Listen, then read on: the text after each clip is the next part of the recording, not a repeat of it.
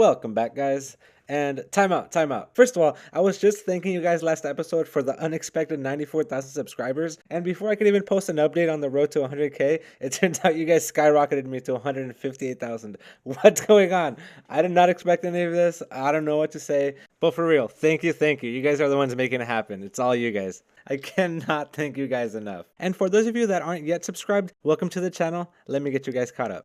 Basically, the build is a 1994 Honda Accord. We're still using the engines that came with it, which is the F22B1, a single overhead cam motor that actually has really strong sleeves and decent displacement. My goal is to focus completely on the performance while having it look as unsuspecting and as grandma-like as possible. Sometimes even adding parts to make it look worse.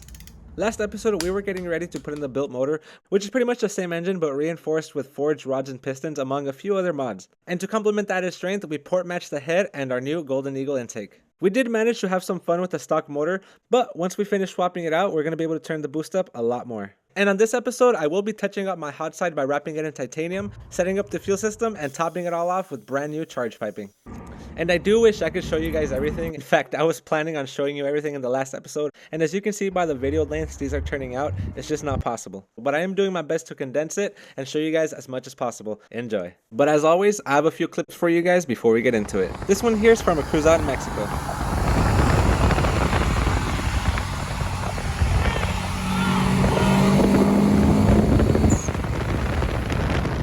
I didn't even notice the charge up until this point.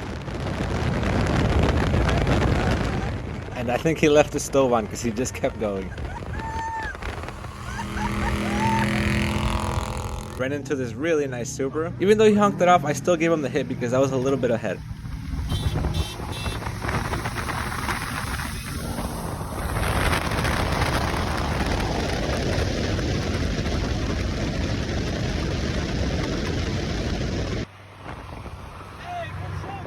The Civic noticed my passenger signals and immediately dropped a gear and went for it.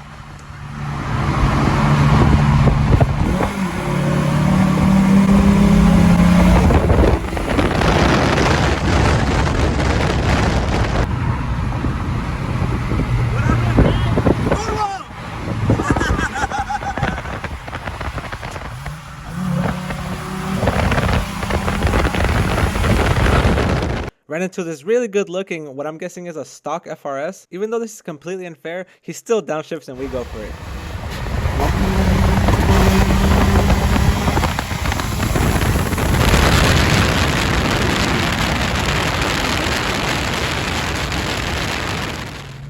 Super good sport. He even came around for the thumbs up and I had to let him know his car is clean. The FRS gods must have been watching because they sent this my way.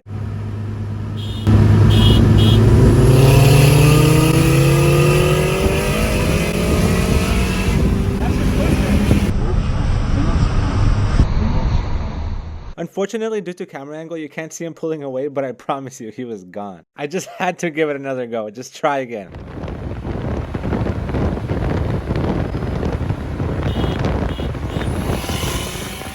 And of course, the peace out. Short runway, but he would have been gone anyway, right? The sleeper has been slept. He genuinely caught me off guard.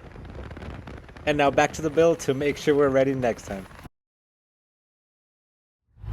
Okay, so now that I have the old engine out, that gives me a chance to, really start building things on the engine stand. I want to model everything on the engine stand just like I did the last time, kind of like this. So before I put my hot side on, I do want it to look nice and new, and that's kind of a problem because they're used at this point. So I will be wrapping it with titanium wrap. I'm also going to be wrapping the downpipe.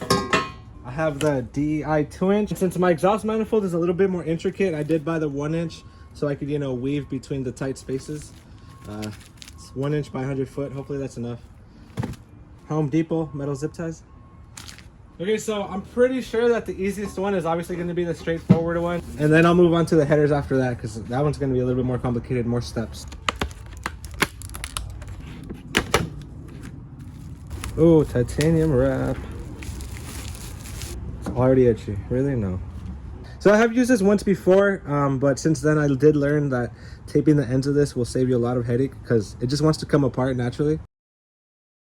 I'm gonna wrap this around once on the bottom, add a zip tie, and then just keep going. So something else I do want to point out, I know there's a method of you coat the pipe first, then you wrap it, and then you spray this so that moisture doesn't get in. I know that method is the correct way. In fact, that even holds more heat, but I just like the gold titanium look. I'll go with looks over performance this time. Like most things in my engine bay, that top mount is kind of unnecessary. All right, so while that's there, let's see. Okay, so the camera died just as I was reaching for pliers, but the easiest way that I've found to do this, I don't know if there's a special tool, but I've never really needed one because I always have these on hand. So pretty much you grab this hard as you can while pushing on this end with the flathead.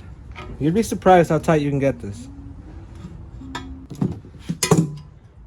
Now this, you cut it, bend it, whatever you want. I'm gonna just leave it for now, not too worried about that. Nothing is stopping me from adding another band if that doesn't hold, but like I said, they always do. I've never had a problem with it. YouTube, this is what we drink around here, YouTube. What is that?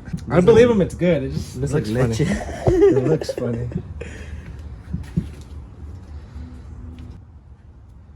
I just put a twist on it at the end. Here. Wrap this. Hit it with a couple zip ties there. And that's a wrap. Ah, get it. Shout out to Honey again. Oh, I need friends. The 71 part, that's big. Is that the 71 part? The Mine's a 48. Yeah. Oh yeah, the exhaust housing is way bigger. Hey bro, you ever have to give your downpipe a haircut? Yeah. Yeah, me too. And don't forget to tape off your end so it doesn't come apart. So it's a new day. This is pretty much how it ended up. In my opinion, honestly, this looks really clean. I did make it super tight. Now the part that's going to be kind of tricky is this is pretty intricate and the clearances there are pretty tight as well.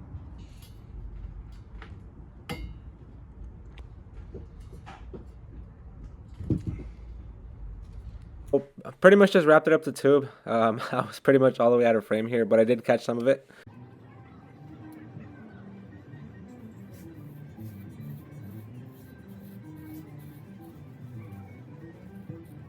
I didn't get a good angle of it, but I just folded on itself so that the fibers don't come out. Why is this so tricky?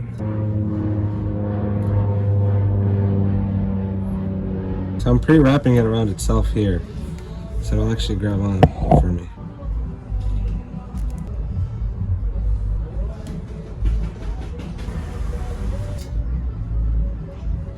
Like I said, I wrapped these individually and then just wrapped downward and divided into two, you know, if that makes sense.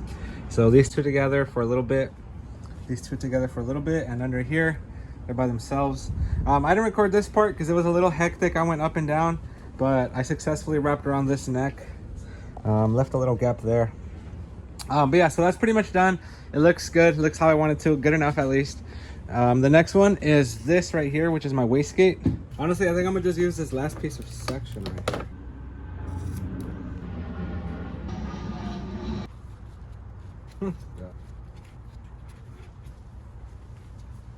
That was fast. Where are my pliers, Bartholomew? There they are. Got it.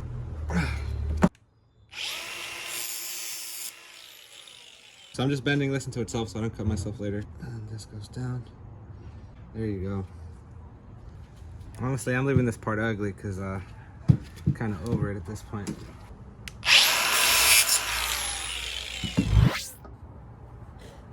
So here I am testing it. It's not the first time or the last off camera. I do geek over this and I just test it all day. But yeah, with that being said, this isn't the last time I'm putting it on, but this is a glimpse of pretty much what I do and how I set things up. So you guys now have a pretty small exhaust housing. Unless you're looking at it from the other angle, it looks big because you see the biggest side, but it's actually pretty small, and I got a tiny little turbo blanket to go with it, smaller than my hand.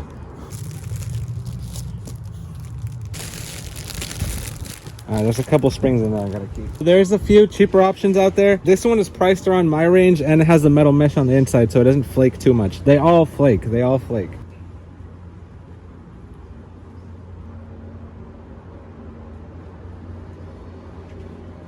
Oh boy, that looks so good. It's not even its final form. I still want to put the intake on it. Should I put the intake? I think I will. But first, I gotta remake this valve cover. I can't have it looking all crusty and the rest of the parts looking good. Alright YouTube, so I came to the junkyard because I wanted to start fresh with the new valve cover, but the one I have says VTEC without the Honda Motor Company. No disrespect, but I like the big VTEC in the middle. F23 there. I think a couple of quarts here have it as well. Here it is. So I think this is the one I'm going to take. See, big VTEC in the middle. So I actually ended up going with this valve cover here because it did have better paint, which means it's been treated better than the other one. But they're pretty much the same thing. They both would have worked.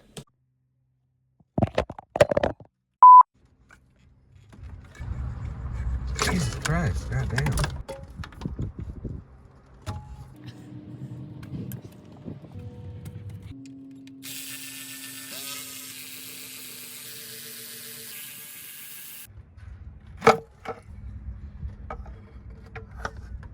So here I'm just double checking it before I actually pay for it. Obviously any scratches can be painted over, but I'm just checking for any serious damage like a huge crack I might have missed earlier. Alright, so let's go.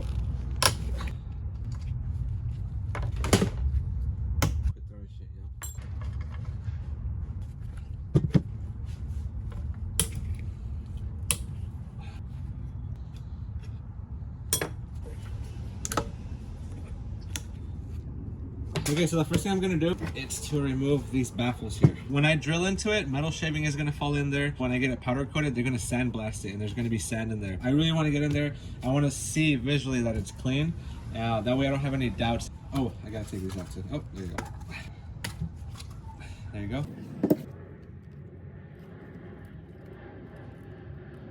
First, I'm gonna go ahead and center punch all the rivets just to make sure that my drill bit doesn't jump around.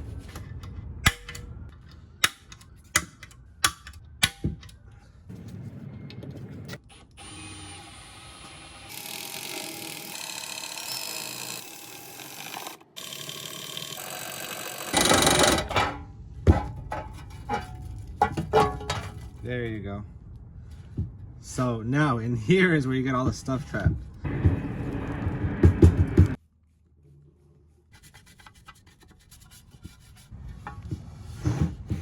Yeah, it's at least clean enough so I can weld it and there won't be contamination on either side.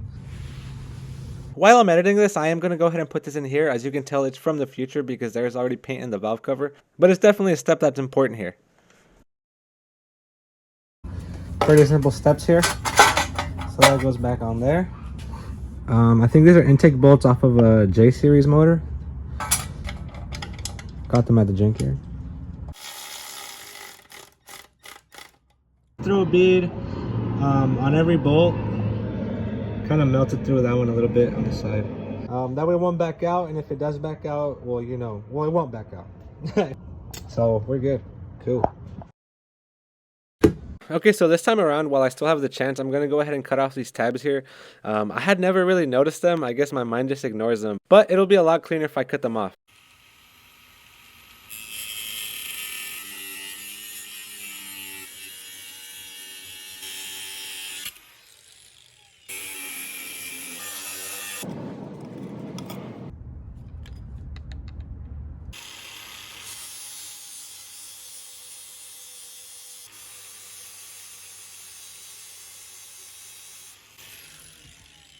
Now that it's mostly flat, to really finish it up, you're going to want to use like used flap wheel where it's almost to the bottom.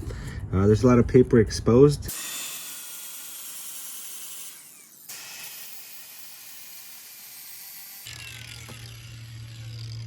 So now if I was going to paint this myself, or if it was going to be like a polished valve cover, I would obviously take my time. I would use a lot finer material. In fact, I probably wouldn't even use an angle grinder. Hopefully these minor lines go away. If they don't, that's fine. They'll be hidden under the powder coat. And if they're not hidden under the powder coat, that's fine. It's a sleeper anyway.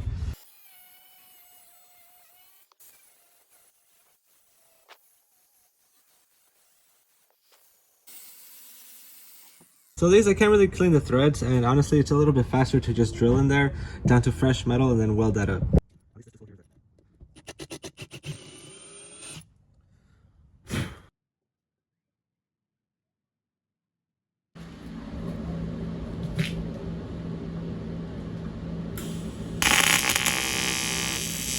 So I was so focused on welding that the camera missed a lot of the shots, but essentially it's just regular TIG welding on the valve cover.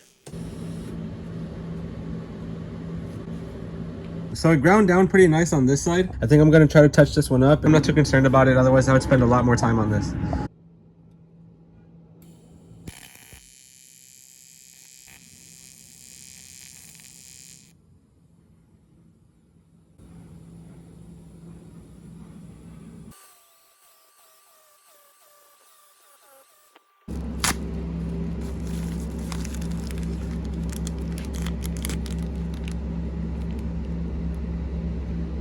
As much as I like these fittings sticking out of my valve cover all race car and stuff, I recently found out that it's not even necessary. So someone had posted a picture of their catch can venting into the oil cap, and it kind of threw me off. I don't know what I was looking at. So I looked more into it. It turns out it's a level 7 performance quick vent. So I had to go pick one up. But this would have helped me a long time ago, and I'm pretty sure it'll help a lot of you guys out too. These videos here are completely after the fact because I was not planning on making any of this. Just be real careful because I will warn you that there is fakes out there, and without getting myself into the politics of it, there is a website out there that sells only replica parts by the name of PLM. And the reason I bring that up is because I did notice that the replica is way lesser quality seen by the machinings on the fakes, and typically when fakes are made, they are pretty much guaranteed to be using way cheaper metals. So there's no real way for the fake to be the same.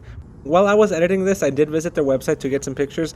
I did notice they came out with the newer improved version of the oil cap, and for those of you that have the older model like I do, I did notice they sell a conversion kit so you can be up to date without actually buying a whole new oil cap. With that being said, smart shopping, let's get back to it.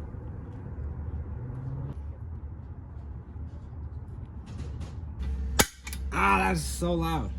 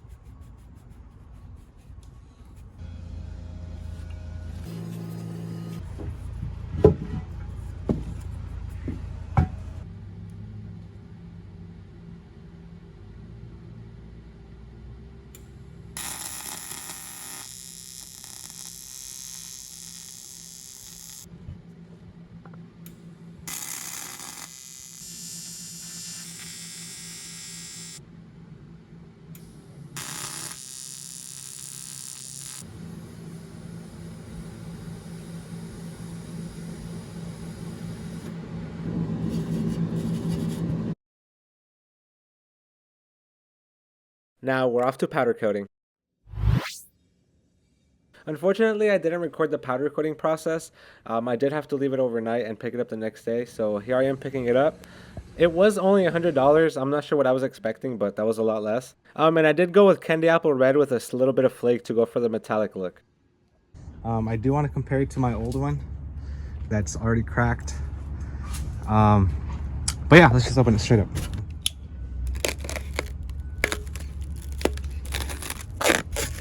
All right, here we go. What? Why are you chirping? Why are you chirping? All right, here we are. This is imperfections that were under the paint that I guess I hadn't noticed. Do not. Please don't. Okay. Stepped on it. Okay, anyway. Okay, so it actually has this little glitter to it in the sun. Oh, I left it kind of dusty. But, Jesus. Yep, bright red, like I said, in the sun. Burgundy in the shade.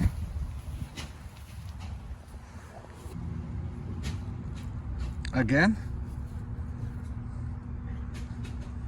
VTEC powered. All right, well, let's put it on the engine, see how it looks like.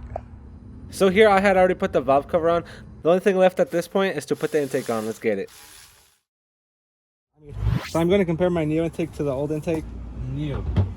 So first thing I noticed, it's a little bit slimmer as far as doesn't curve up. It's just direct. And I really love the fact that it already has velocity stacks on the inside. So unfortunately, I wasn't able to use my old fuel rail on the new intake. Reason being, the new intake is originally designed for a Prelude, which requires an H22 or H23 fuel rail. Luckily, Golden Eagle does carry H22 fuel rails, and I was able to pick one up in the color I needed. When I was ordering this fuel rail, I did notice Golden Eagle offers quite a few options. For example, they offer a direct drop-in, which is a little bit smaller bore, but it has the fittings to directly bolt it onto a stock engine. Or they offer the one I purchased, which is a lot bigger bore for higher flow, and is ready to receive the racing fuel line fittings on either end. So that's pretty cool that they offer options for everyone. Oh, beautiful red. Oh my god, it just pops. I like it. It pops. So I'm going to go ahead and infer that these are probably spacers in case your injectors are longer or shorter. I don't know. I could be wrong. Maybe it's an adapter. Put this like this. It's going to be like something like that. Okay, so I'm going to slide an injector in here. Alright, yeah, I think the spacers are going to be a thing. Yeah, I'm just going to pull out the little spacer. So I'm going to see if I can use the stainless steel bolt I took off of a J-series intake manifold, but I might need something longer. Okay, so it goes this far out. And then with the little spacer... Oh, that might not be enough threads. We'll try it.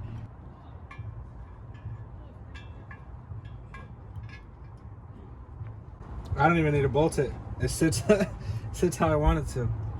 I had to get a little bit longer bolt just because I wanted to be extra safe. But yeah, this thing looks like a piece of art on my table. I just sat back and looked at it for a little while.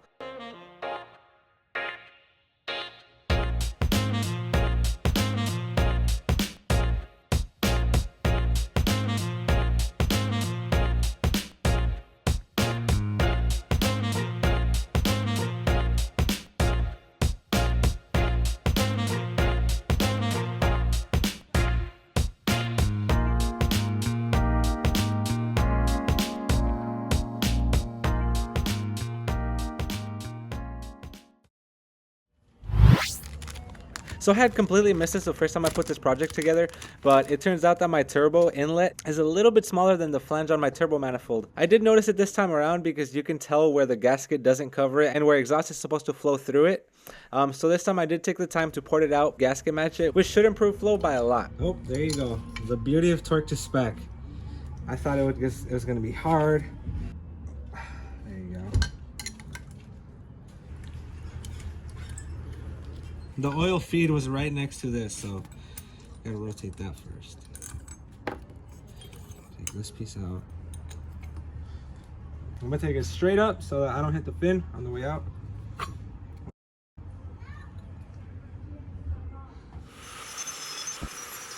So here, not much to it. I'm just cutting out every part that the gasket didn't cover, while still making sure it's a smooth taper from the inlet all the way into the fin.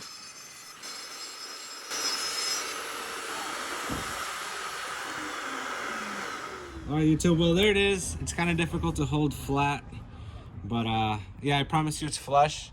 Due to the camera angles and lighting, it looks like there's some places where it's not, but I promise you if it wasn't, I would machine it out right now. This happened because I knowingly keep using this even though it's broken, but that can be fixed as easy as 1, 2, 3, and just like that, resurfaced. Alright, let's put it back together, YouTube. Alright, so this goes here.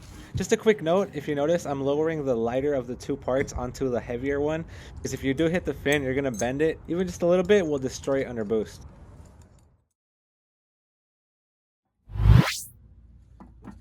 Nothing too crazy here, just attaching the engine and the transmission and then dropping the block in.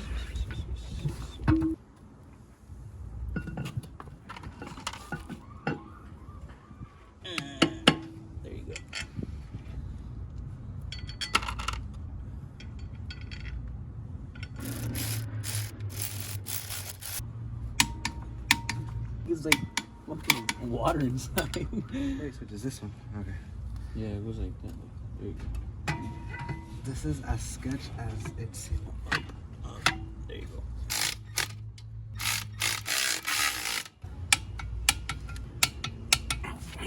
Oh, you know what? I think we need to stay that way. YouTube, you thought we fucked up? I'm not crying, you're crying.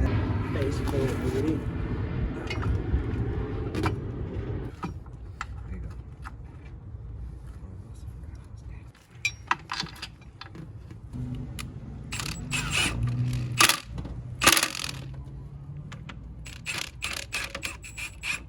Then we really quickly dropped it in. You can't really see anything because my back was in the way the whole time. But it's literally that really long bolt on each motor mount. Then it got dark, but of course I had to test my intake in the car. The next day I continued throwing it back together. I'm not going to go into too much detail because I've already covered this I think twice in the last 3 episodes. But yeah, not much has changed, pretty much the same thing. So here I'm making sure that the gasket is centered. I'm pretty much using a box cutter to make sure the edge is lined up. That's the way it was lined up when I was porting it, so now I know even the inside is lined up as well. Boom, boom, boom. Oh, this is always tricky.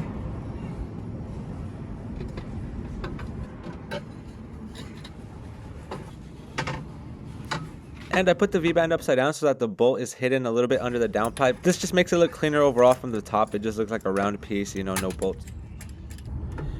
Looking good. All right. Oh no. Okay, so long of taking care of this wastegate and it just got 2 dings and a scratch. Oh my. I feel like gravity is extra strong on wastegate parts, dude. All right, I'm gonna leave that a little bit loose for now while I adjust the bottom V-band. All right, that one's snug. I'm gonna leave it loose until everything's seated. This one's pretty snug. I'm gonna leave it loose till it's seated once again. And oil drain is on, so we should be good. So it looks like from underneath. Okay, so these nuts definitely do not fit. At this point, I was getting kind of worried that I was going to have to modify the intake, and I really did not want to cut into it. But after a quick Google search, it turns out that KLM makes these beautiful titanium studs. And luckily, that 12-point nut on it is the perfect clearance for my intake manifold. Oh, that's a nice thick bag. Oh, these are gorgeous. Here's one. They're super light like aluminum, but obviously they're titanium. This is interesting. That's kind of cool. The good stuff. I'm still not over how light these things are. It's amazing. It's really cool.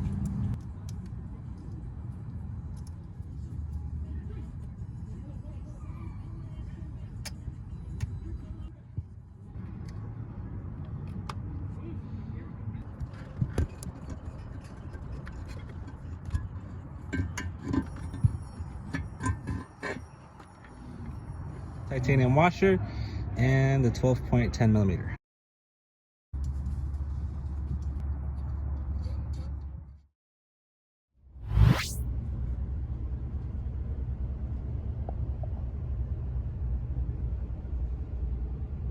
So I'm gonna set up my fuel rail so I don't have to do it while it's on the intake manifold and leaning into there and stuff. So first of all, the plugs on the end. Like I said, Golden Eagle provided a black one, but I wanted to go with the blue just to complement the rest of my engine bay. Oil feed. So I'm gonna plug this side.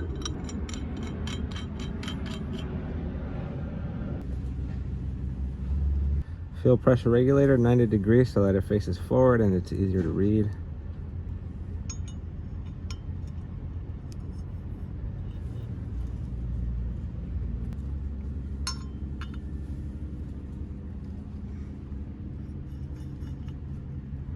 Let's see if I go one more turn around. Please don't strip, please don't break. It's already getting really tight and it's upside down, so I have to commit a little bit more, just a little bit more, just a little bit more. Please don't strip, please don't break. Please don't strip, please don't break. Please don't strip, please don't break. Please don't, please don't. And there you go. Got the 8AN fitting on the other end.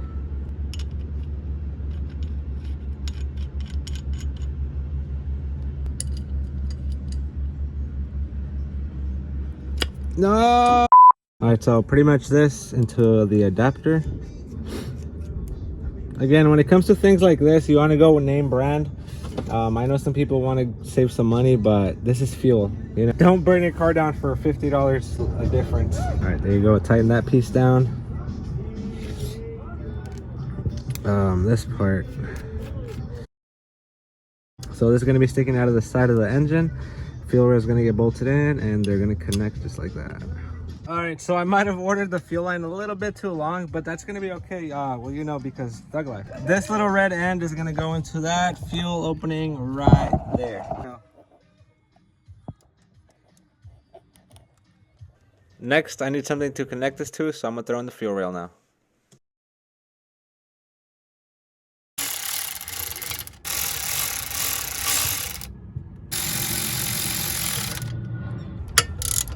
Just a little snug. So I was able to connect the fuel line, I just wasn't able to hold the camera and thread it in at the same time. And with that, I topped it off with the fuel pressure regulator, and the fuel is complete. So it's about time to make new intercooler piping. The one I currently have does need to be modified a little bit, but my welding has gotten a lot better since I made that one. So I'm just going to remake the whole thing. Here I'm just installing everything that's going to be around the pipe to make sure I go around it, like the radiator hoses, catch can lines, and the catch can itself. So I didn't own a coupler to go from the throttle body to my 2.5-inch piping, 3-inch to 2.5 reducer. You already know I'm a ricer, so I went with the bright red Mishimoto. So this is pretty much how the old one went, like that. This intake is a lot lower. The other one used to be around there. And I did buy a universal piping kit. I mean, I guess you would say it's an eBay one, but I got it off of Amazon. I did notice that the 90 degrees that come in this kit are pretty sharp, and I like a little bit of a smoother transition. If you actually cut it right on this line, you get 290s that are a lot smoother transition. I'm not too sure how much of a difference it actually is here, but I know a smoother shot is always better, so there we go. This piece doesn't fit in my saw, so I actually had to cut it with an angle grinder.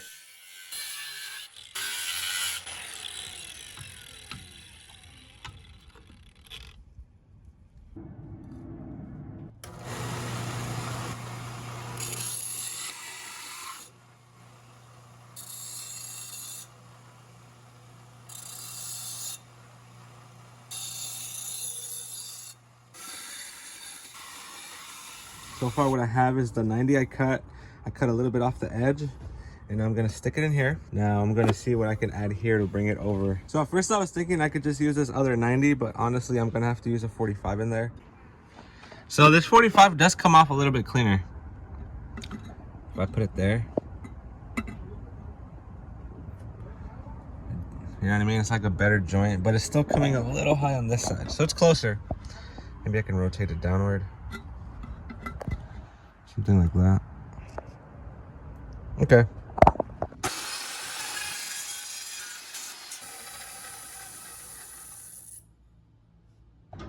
Okay, so I twisted that part a little bit further down, and that actually gives me a really nice angle when I butt it up.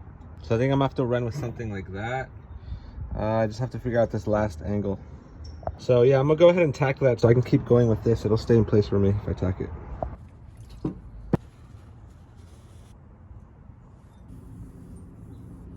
Okay, so while the camera was charging, I did a few warm-up runs.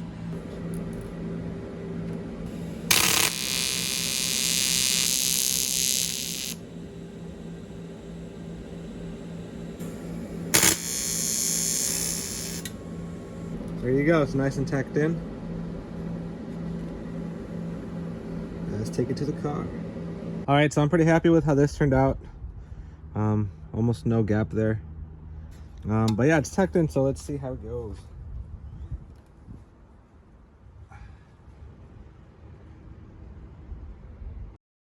All right, so based off of the piping I made prior, it's gonna come out approximately at that angle. I don't know if it's gonna come out that high. So to avoid getting too repetitive for you guys, I pretty much just kept doing the same thing all the way down the line. You know, test fit it, mark it, cut it, and then test fit again. And to bring everything together, I just added a clean little wedge here, and everything lines up perfect. Time to weld it all the way through.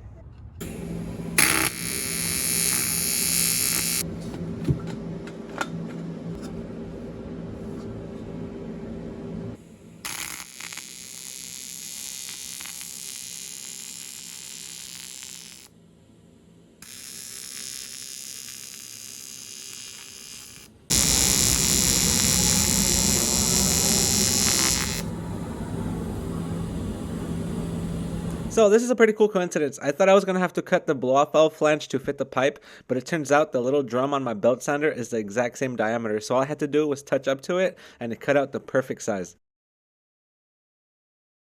Obviously my blow-off valve can't go back where it used to be, because now the pipe is a lot higher. It's almost the same height as the strut tower. So what I came up with is 90 degrees this way, and I already drew a circle, so pretty much there. Again, look at that fitment the belt sander made. That worked out perfect. Alright, so it was kind of challenging to weld because it was cast aluminum, so it's dirty. But I'm pretty happy with the results. It's getting late, so tomorrow I'll cut out the hole and we should be good.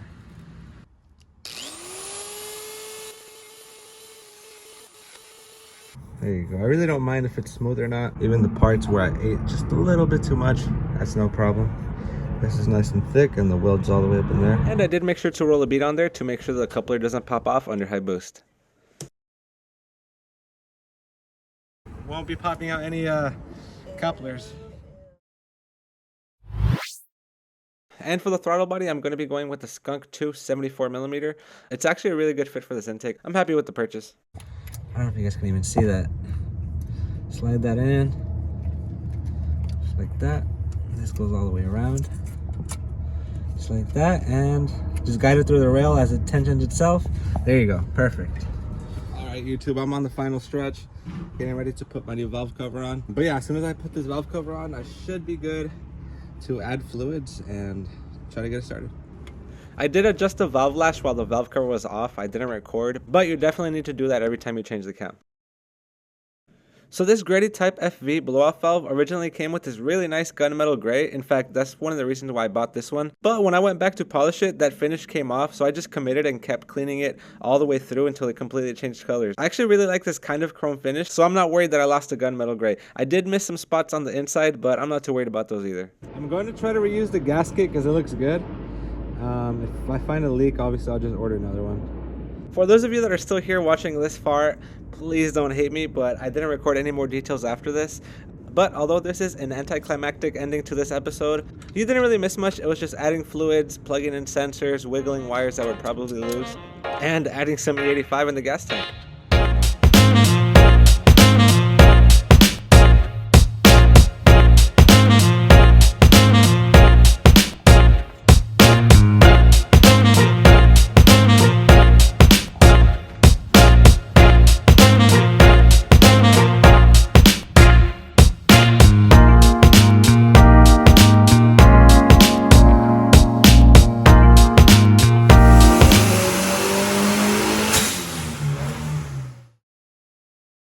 Yeah, this thing definitely needs some Jesus.